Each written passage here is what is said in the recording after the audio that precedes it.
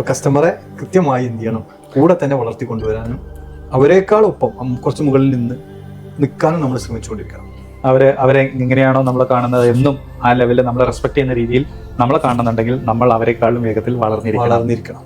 വളർന്നു കഴിഞ്ഞാൽ അവർ നമ്മളെ വിട്ടു പോവില്ല. ഇത് മനസ്സിലാക്കാതെ നമ്മൾ കാര്യങ്ങൾ ചെയ്യുമ്പോൾ കാരണം അവർ വളർന്നു വലിയ ആളുകളെ ഇപ്പോഴും നമ്മുടെ ഈ ഒരു സെറ്റപ്പിലേക്ക് കയറി വരാൻ മടിയായി. ചിലവർക്ക് ഇവിടുന്ന് എല്ലാ സൗകര്യങ്ങളും കാര്യങ്ങളും കിട്ടുന്നുണ്ട്. വേറെ അവരുമായി കോർപ്പറേറ്റ് ചെയ്യുന്ന ആളുകളെടുത്ത് ഞാൻ ഇന്നോടുന്നാണ് ഈ സർവീസ് എടുത്തെന്ന് പറയാൻ മടിയുണ്ടാവും. ക്വാളിറ്റി എല്ലാം ഉണ്ട്, പക്ഷേ ഈ ഒരു സ്ഥലത്ത് നിന്നാണ് ഞാൻ ഈ സർവീസ് എടുത്തെന്ന് പറയാം.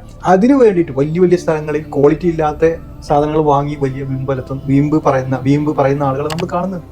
ഇതൊക്കെ ഇവിടെ ഉള്ള കാര്യങ്ങളാണ്.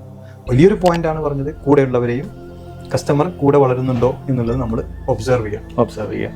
ഒരുപാട് കാര്യങ്ങൾ അല്ലാതെ നമുക്കിപ്പം പ്രൈസിങ്, നെഗോഷിയേഷൻ, ആർഗ്യുമെന്റ്സ്, പിന്നെ അതുപോലെ മറ്റൊന്ന് എന്ന് പറയുന്നത് നമ്മളുടെ ഇപ്പൊ ഒരു പൈസ തരുന്ന സമയത്ത് അവർ ഉദ്ദേശിക്കുന്ന രീതിയിലുള്ള ഡിജിറ്റലൈസ്ഡ് പേയ്മെന്റ്.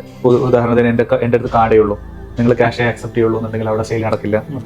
ഇങ്ങനെയുള്ള കോമൺ പാറ്റേൺസ് ആയിട്ടുള്ള കാര്യങ്ങളൊക്കെ തന്നെ നമുക്ക് ChatGPT ഒക്കെ തരും. പക്ഷെ ഇത്തരത്തിലുള്ള ഈ പ്രിജുഡിസ്റ്റിക് അപ്രോച്ച്, നോ പറയാൻ പാടില്ല എന്നുള്ള ഇതെല്ലാം തന്നെ അനുഭവങ്ങളിൽ നിന്ന് നമ്മൾ പഠിച്ചെടുത്തിട്ടുള്ള കാര്യങ്ങളാണ്. ഒരു തിയറി അത് നമ്മളെ പഠിപ്പിക്കാൻ വരില്ല എന്നത് തന്നെയാണ് സത്യം. ഓക്കെ. പിന്നെ അതുപോലെ നമ്മളുടെ കസ്റ്റമേഴ്സ് വീണ്ടും റീറ്റെയിൻഡ് കസ്റ്റമേഴ്സിലോട്ട് വരികയാണ്. റീറ്റെയിൻഡ് കസ്റ്റമേഴ്സ് നമ്മളടുത്തോട്ട് വരുന്ന സമയത്ത് നമ്മളടുത്ത് നിന്ന് എക്സ്പെക്ട് ചെയ്തിട്ടുള്ള കിട്ടിക്കൊണ്ടിരിക്കുന്ന കാര്യങ്ങളുണ്ട്. ഈ കിട്ടിക്കൊണ്ടിരിക്കുന്ന കാര്യങ്ങൾ ചില സാഹചര്യങ്ങളിൽ നമുക്ക് അതുപോലെ കൊടുത്തുകൊള്ളാൻ പറ്റിക്കൊള്ളണമെന്നില്ല, അല്ലേ? പക്ഷെ ഇത് പ്രോപ്പറായിട്ട് നമ്മൾ അവരോട് കമ്മ്യൂണിക്കേറ്റ് ചെയ്ത് കഴിഞ്ഞാൽ ഒരു പരിധിവരെ നമുക്ക് ഓവർകം ചെയ്യാൻ പറ്റും. ഇപ്പൊ ഉദാഹരണത്തിന് ഹനീഫിക്ക പണ്ട് 2010 എൻ്റെ അടുത്ത് വന്നു എന്ന് വിചാരിക്കുക. അന്ന് ഞാൻ തന്നെയായിരിക്കും ഹനീഫിക്കയ്ക്ക് ഒരു സർവീസ് ഡെലിവറി ചെയ്യുന്നത്. ഓക്കെ. ഇന്ന് ഹനീഫിക്ക 2024 വീണ്ടും വരികയാണ്. രാജ എവിടെ നോക്കിയപ്പോൾ ഒരു പക്ഷേ രാജന് കിട്ടിക്കൊള്ളുന്നില്ല. അത് ഡിസപ്പോയിന്റഡ് ആക്കാതെ തന്നെ നമുക്ക് കാര്യങ്ങൾ കൈകാര്യം ചെയ്യാൻ പറ്റും. നമ്മൾ അന്ന് വളർത്തിയ അവരായതുകൊണ്ട് തന്നെ എൻ്റെ ഒരൊറ്റ കോൾ മതി, ഹനീഫിക്ക നിങ്ങൾ വന്നിരുന്നു അല്ലേ, നിങ്ങൾ എൻ്റെ ഷോപ്പിൽ വന്നിരുന്നല്ലേ, ഞാൻ പറഞ്ഞേൽപ്പിച്ചിട്ടുണ്ട്, എന്ത് പ്രശ്നം ഉണ്ടെങ്കിലും എന്നെ വിളിച്ചോളൂ എന്ന് പറയുന്നിടത്ത് ആ കസ്റ്റമർ ഹാപ്പിയാവും. വീണ്ടും വീണ്ടും കണക്ട് ചെയ്തുകൊണ്ടിരിക്കും. ഇത് സെയിൽസ് പേഴ്സൺ നമ്മളോട് കമ്മ്യൂണിക്കേറ്റ് ചെയ്താലേ നടക്കുകയുള്ളൂ. ഇത് കമ്മ്യൂണിക്കേഷൻ ഗ്യാപ്പ് വരും, ഒരുപാട് കമ്മ്യൂണിക്കേഷൻ ഗ്യാപ്പ്. കാരണം സെയിൽസ് പേഴ്സൺ ഈ രീതിയിലൊന്നും ചിന്തിക്കുന്നില്ല. അദ്ദേഹം വെറും കൊടുക്കുക പൈസ വാങ്ങുക എന്നുള്ളത് മാത്രമാണ്. ഇവിടെയൊക്കെയാണ് സെയിൽസ് സിസ്റ്റം കൊണ്ടുവരാട്ടോ.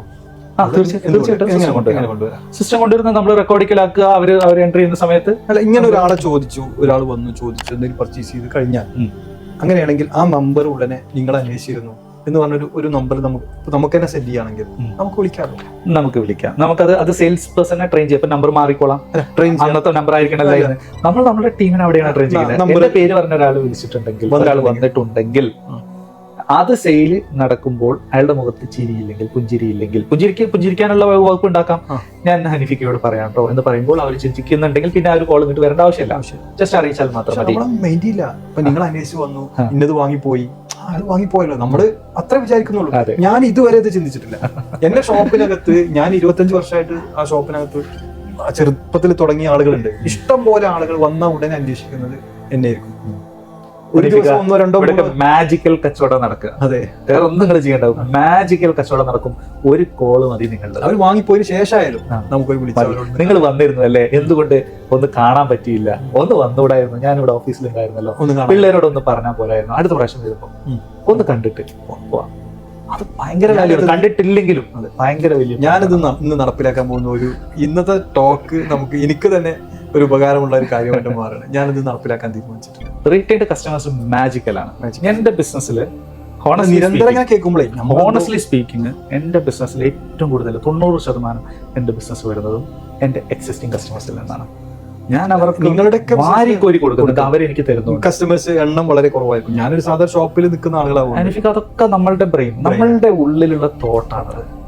ഈ ലിമിറ്റേഷൻ മാറ്റിയിട്ട് നിങ്ങൾ പോസിബിലിറ്റിയെ കുറിച്ച് ചിന്തിക്കുക. ഇത് ഇങ്ങനെ വലിയ അത്രയും കസ്റ്റമേഴ്സിന് എങ്ങനെ ചെയ്യും? എങ്ങനെ ചെയ്യാം, എങ്ങനെ കണക്ട് ചെയ്യാം? നിങ്ങൾ ആലോചിച്ച് നോക്കൂ. എനിക്ക് 500-ൽ താഴെ എക്സിസ്റ്റിംഗ് ലൈവ് കസ്റ്റമേഴ്സ് ഉണ്ടാകുമ്പോൾ നിങ്ങൾക്ക് 5000, 10000 ഉണ്ട്, അല്ലെങ്കിൽ 25000 ഡേറ്റാബേസ് ഉണ്ടാകുമ്പോൾ നിങ്ങൾക്ക് ഒരു കമ്മ്യൂണിറ്റി ക്രിയേറ്റ് ചെയ്യാം. അതാണ് അവിടുത്തെ പോസിബിലിറ്റി. നിങ്ങൾക്ക് എന്നും അവരോട് കമ്മ്യൂണിക്കേറ്റ് ചെയ്യാം, ചാറ്റ് ചെയ്യാം, അല്ലേ? 500 പേരുള്ള ഒരു കമ്മ്യൂണിറ്റി ആണോ, 25000 പേരുള്ള ഒരു കമ്മ്യൂണിറ്റി ആണോ? സ്ട്രോങ് ആയിട്ട് നിൽക്കുക. അവസരങ്ങളുടെ കലവറയാണ്. പക്ഷേ ഇതാണ് നമ്മുടെ ടീമിലോട്ട് നന്നായിട്ട് കെയർഫുൾ ആയിട്ടിരിക്കണം ഇത്തരം കാര്യങ്ങളിൽ. എക്സിസ്റ്റിംഗ് കസ്റ്റമേഴ്സിനെ വീണ്ടും വീണ്ടും വരുത്താനും നിലനിർത്താനും നമ്മൾ ഇതുപോലത്തെ വഴികൾ, ഇതൊക്കെ ഞാനിപ്പോ അങ്ങനെ ആലോചിച്ച് ഇങ്ങനെ കയറി വരികയാണ്. നമ്മളല്ലാതെ കിട്ടിയ ഒരു സംഭവം ചെറുതല്ല. കാരണം അവര് കസ്റ്റമർ വന്ന് എന്നെ അന്വേഷിച്ചു, അല്ലെങ്കിൽ ഒരാളെ നമ്മുടെ ഓണേഴ്സിനെ അതിന് മുമ്പ് നിന്ന് ഒരാൾ അന്വേഷിച്ചു. അപ്പൊ തന്നെ നമുക്ക് ആദ്യത്തെ പഴയ കാലമല്ലല്ലോ, ഒരു മെസ്സേജ് കൊടുക്കാലോ, ഈ നമ്പറിലുള്ള ആൾ ഇവിടെ ഉണ്ട്, നിങ്ങൾ അന്വേഷിക്കുന്നുണ്ട്, തിരിച്ചപ്പോ തന്നെ വിളിക്കാം. Dude telecom.